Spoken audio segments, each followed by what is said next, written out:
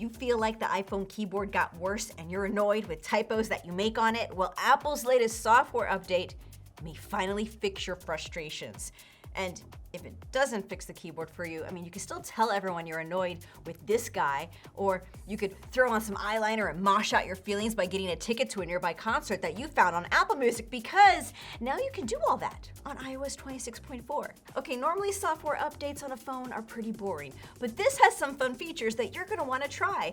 Yes, there are new emoji, that is why everyone wants to download it, but there are other gems in this update beyond the emoji. This is One More Thing, the show for all things Apple. And since there's one more thing for us to download, let's go over the biggest changes coming in iOS 26.4. There are 8 new emoji in this release. We got Free Willy over here with an orca. There's a trombone that you can send when you want a little womp womp sad trombone moment. The rock here is supposed to be a landslide. There's a treasure chest. That one's a gem. There's a ballet dancer, a Bigfoot. I'm afraid of how I'm going to see that one used. And 2 of the best ones of the bunch. There's this cartoon fight cloud and a face with eyes bugging out. It's a distorted face, it's called. Now, I'm glad that the little fella from Apple's iPad Crush ad is still able to be with us in some form, even if everyone hated his commercial. Now he's an emoji. That's great. But remember, your friends are not gonna see the new emoji you send them unless they also update their software. I mean, you could also do what I do. Sometimes I like to mess with my friends by making really weird emoji in Genmoji, and then I just tell them it's the new emoji, and they just have to find it. You know, go to RBF right before the flags. Apple isn't too specific on how the keyboard has been improved, but in this release, Apple is noting that there was an enhancement to the keyboard that improved accuracy when typing quickly. I felt I've been having way more typos lately, so I do hope this helps. Now, there is a long list of small tweaks, but here are what I think are some of the best updates worth highlighting, starting with Apple Music. First off, you're gonna notice when you open it, it's gonna recommend concerts near your location, and you could just scroll through and maybe discover a new band. There's also a tab for popular music. You can click on a tour date, and you're gonna see that some artists even include a playlist of the music that they play on their tour.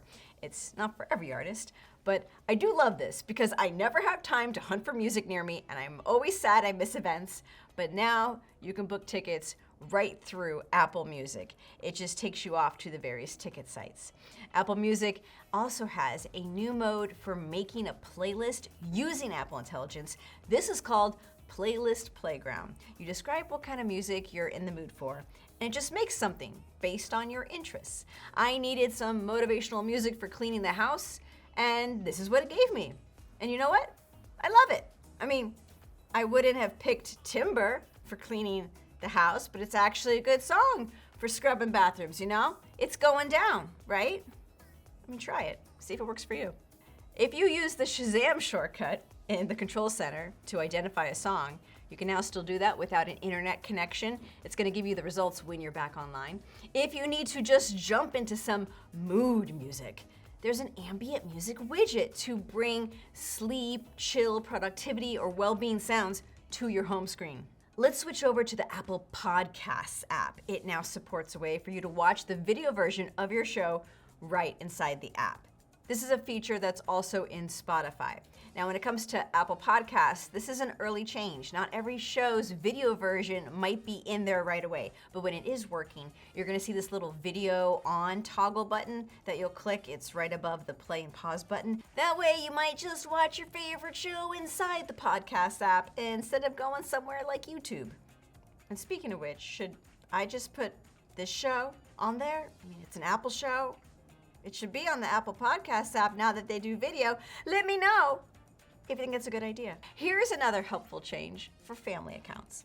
If you use family sharing, before everyone had to use a single payment method anytime they want to make a purchase or buy some streaming content, and things are always billed to the main family organizer, but now different family members can all use different payment methods to make purchases. And let's talk about liquid glass animations. If they are causing you some annoyance still, look into the new accessibility changes. There are improvements to the reduce motion setting to help reduce animations and reduce bright effects also is tuned to help minimize bright flashes when you're tapping on some elements like buttons. There's also subtitle and caption settings now, available from the captions icon when you're viewing media.